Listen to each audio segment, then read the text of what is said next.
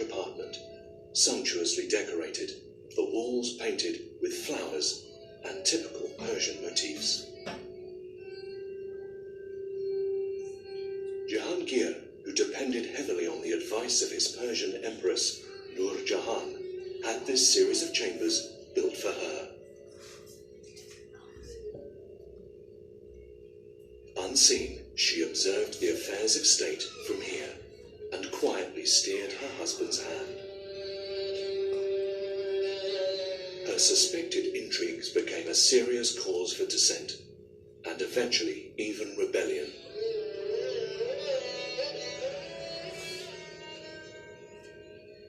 On the other side of the apartment, a royal balcony overlooked a public ground. In keeping with Hindu tradition, early every morning, the emperor would show himself to his subjects here in the Jharoka-e-Darshan. Among all this splendor, there was little room for the common man, until Shah Jahan, Akbar's grandson, became emperor. The Divani arm in front of the Jharoka was built by him. Here the people could see the emperor and air their grievances. Gathering below the balcony, the starving people of Lahore pleaded for Shah Jahan's help during the famine of 1641. Shah Jahan convened his court here every day, beginning with an elaborate ceremony. As he took his seat, the royal drums would strike up a military march, and a glittering parade of elephants, horses, and men in shining armor passed before the emperor. Being a devout Muslim, Shah Jahan added the only mosque that sits within the walls of the fort. The Moti Masjid, made entirely of white marble, sits like a polished pearl in a secluded corner. Shah Jahan was responsible for many of the fort's most exceptional treasures, and his reign was considered the golden age of Mughal architecture. This palace, the Palace of Mirrors, or the Sheesh Mahal, is the most outstanding contribution of Shah Jahan to the Lahore fort.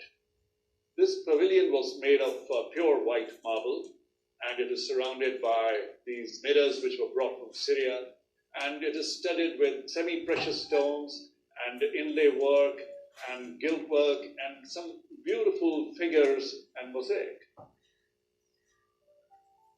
And it was once home to an even more spectacular gem. When Maharaja Ranjit Singh occupied Lahore in 1799, the Sheesh Mahal became home to both the Maharaja and to his prized possession, the Koh-i-Noor diamond. It was also in this royal hall that the sovereignty of the Punjab was ceded by the successors of Ranjit Singh to the English Queen.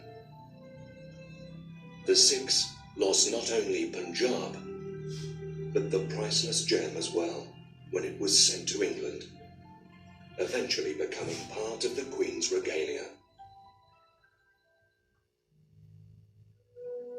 But during the 40 years that Ranjit Singh ruled from the fort, he brought back some of the grandeur it had known in Mughal times. The 3 Sikh lords of Lahore left their mark on the fort, adding a haveli here and a temple there.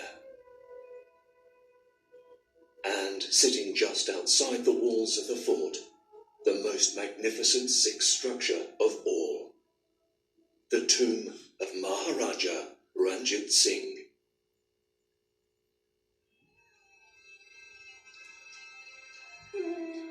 Seven kilometers from the fort is another of Shah Jahan's great legacies, the Shalimar Gardens. Coming upon this oasis in the midst of a dry, flat landscape must have been a magical experience.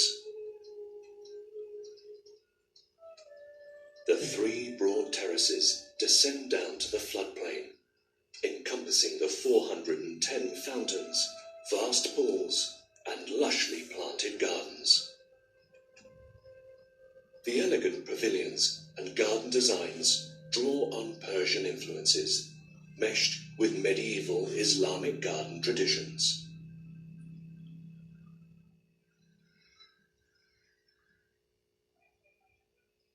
These sites are an exceptional testament to the Mughal civilization at the height of its artistic accomplishments in the 16th and 17th centuries.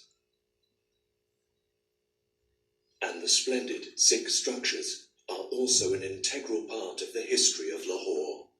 The sad thing is that over the years, these treasures have suffered a great deal of degradation.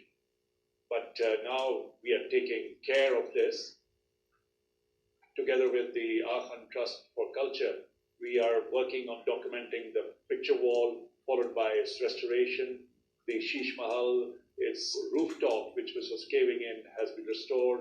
We are also working on the chambers of the Jahangir, where the restoration work is taking place.